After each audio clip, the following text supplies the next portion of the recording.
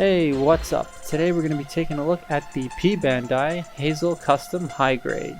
This is a Gundam plastic model kit, and it was released in 2019 as part of the P-Bandai line. And this is my first official look at a Gundam. I did do a review a while back, but it was pretty much just this. Because the Master Grade Unicorn Gundam does suck. But this kit is amazing. Inside the box you do just get your standard fare of runners and bags. You get 3 bags with a bunch of runners in them, 1 bag specifically for the P-Bandai portion, which we'll get to a little bit later on, and the final bag, which is full of most of the kit really. Then you get the standard high grade manual. This is your fold out style. It's not a booklet style. I know some people don't like that, but I think they're cool because you can lay it out on the table and just build as you go. On the back of the manual here, they have the painting guide in case you want to paint it as opposed to the stickers. And then you get this sheet, which is pretty much just about what the P-Bandai stuff is, which is the decals and the extra runner, which we'll talk about again in a little bit. And then this is just your standard cardboard box. So you get 6 runners in total, 4 to build the kit, 1 polycap runner, and then the P-Bandai runner. Then you get a set of foil stickers and water slide decals. Now I do not know how to put water slide decals on, so I did not put them on, but I believe they're part of the P-Bandai of this kit if I'm not mistaken, so they only come with this one. And like I said, this is a Japanese exclusive kit, but I got mine at a hobby store that imported it. Now this is the P-Bandai runner, and it looks like limb attachments, and that's basically what it is. This is an add-on set. This is runner J, which was released in 2019. It's the only new runner in the box, and it's for attaching limbs to like the wound wart and other kits. So you can attach Hazel parts to other kits, or you can just upgrade your other kits or combine them with other things. So the P-Bandai portion is kind of useless to me because I don't own those kits, but let's get building.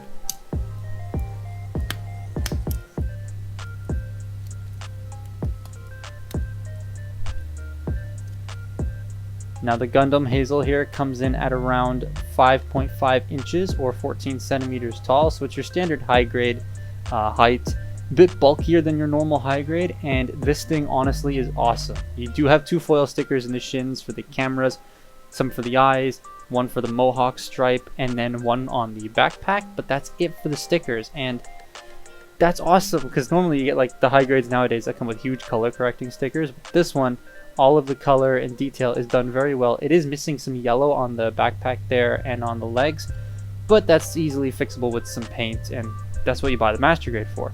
But this thing in and of itself is an amazing high grade. It does struggle with the old high grade syndrome because this is based off a kit from 2005, so it has like the ball jointed hips as opposed to the hinge hips, which we'll talk about in a second. But overall, I think this is just generally a really cool kit.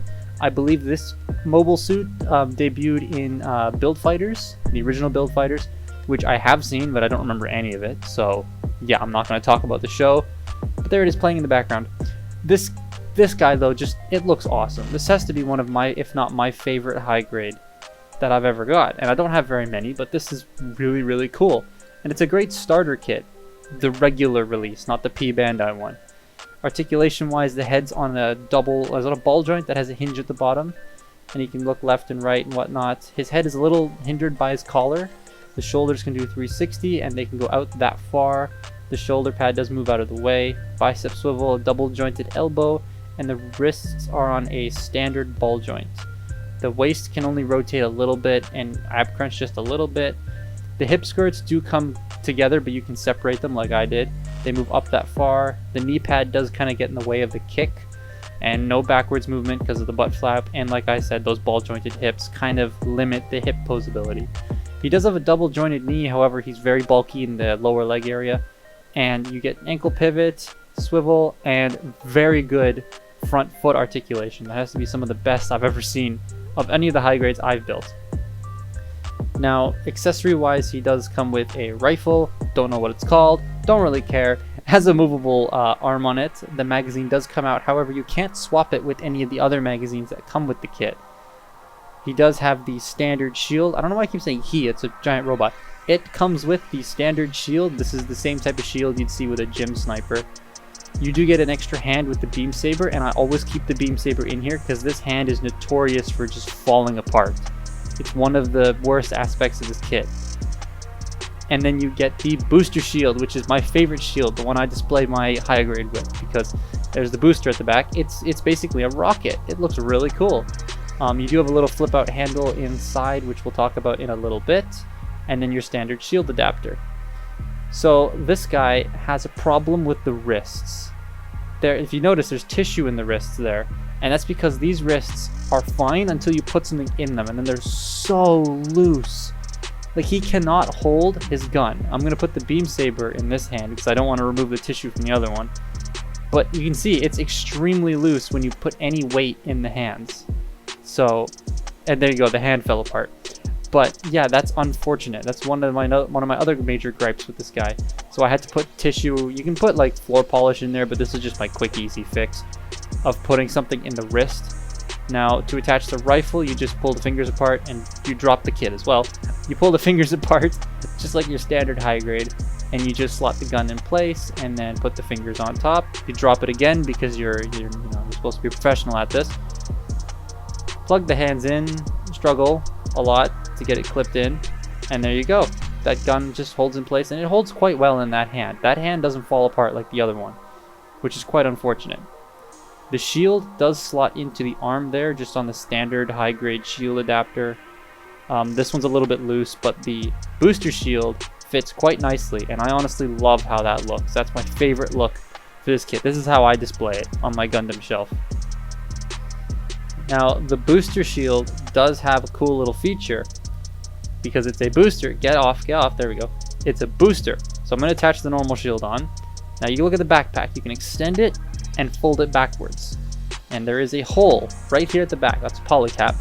And you flip out that handle we mentioned earlier, and you peg it in right here, and it fits quite nicely over top, and that's your booster rocket on the back. And it makes it kind of look like Scorponok's City mode, where he had the tail sticking straight up, which I think looks really, really cool. I love how this looks. And as you saw, you can fold it forward and stuff if you want to make it look more dynamic. But like I said, I like displaying that shield on his arm because excuse me, that's my favorite shield. Now, size comparison wise, here he is next to a high grade 30-minute missions kit. These are Bandai's newest offerings, and they're absolutely amazing. And for the Transformers viewers out there and want to know how big this thing is next to a deluxe, here it is next to Skytread or Flywheel. So he's about deluxe scale. That's your standard high grade. They're about the same size as a modern deluxe. You can get a couple taller ones, but this one sizes pretty well for the price of the normal high grade. This one, however, the P-Bandai version, if you have like the other kits that are mentioned in that little sheet of paper that comes in the box, then this one's worth it. But if you don't, like me, I would say just get the standard high grade of this. Now, these boosters also, I forgot to mention, they come off way too easily, and then they're a pain to get back on. But yeah, this thing I got from Panda Hobby, not sponsored. It cost around $50 for the P-Bandai version, whereas the normal version, if they had it, would cost around $10. So I'd say get the normal version. I definitely recommend this kit, and thank you for watching.